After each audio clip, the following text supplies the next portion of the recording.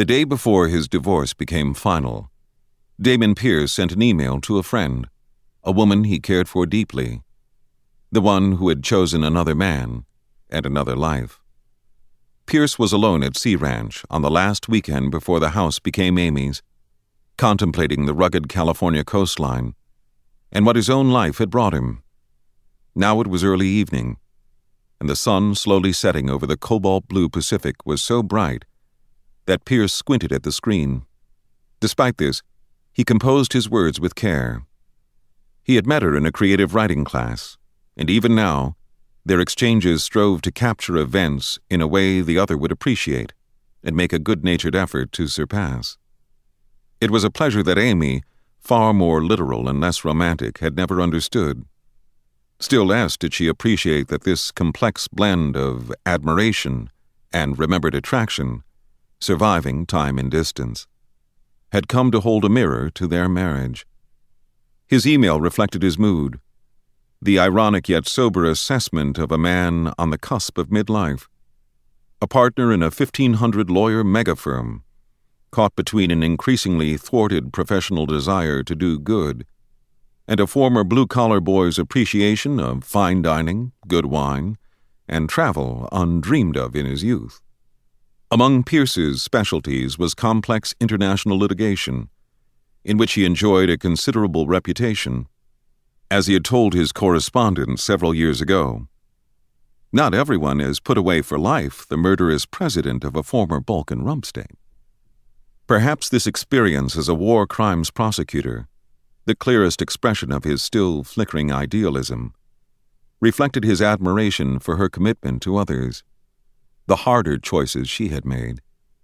But his work in Kosovo was now years in the past. For Pierce, the chief residue of this time was the several hundred dead men, women, and children, the defendant's victims, on whom the world's attention had focused far too late, and whose images still came to him in dreams.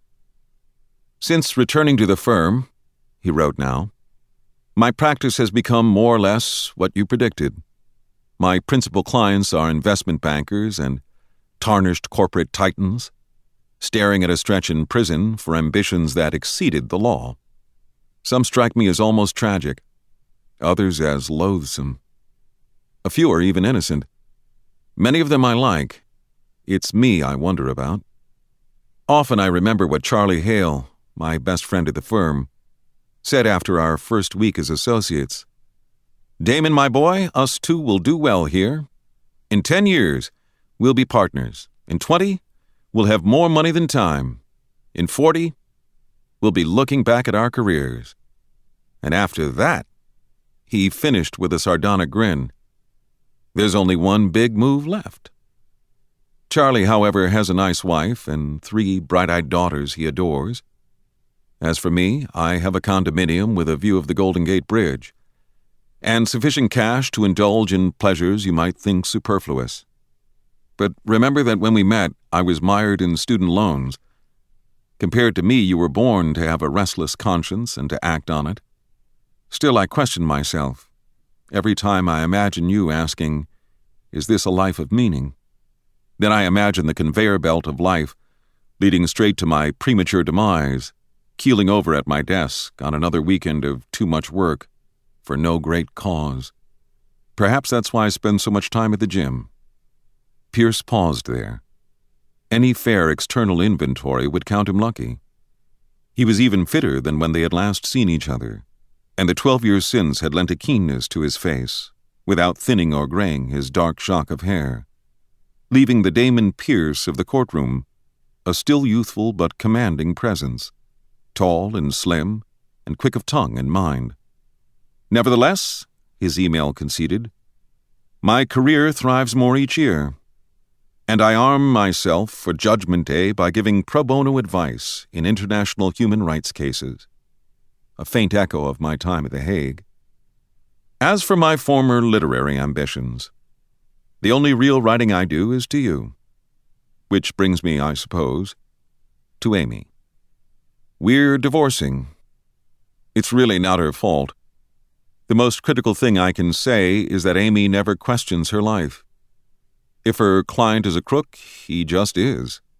My tendency to ponder the meaning of it all strikes her as a waste of time. Why did we marry? To begin, Amy's a gorgeous strawberry blonde, so tall and elegant that she looks more like a ballerina than a lawyer, and wicked smart. Smart and beautiful, you'll recall, tends to get my attention.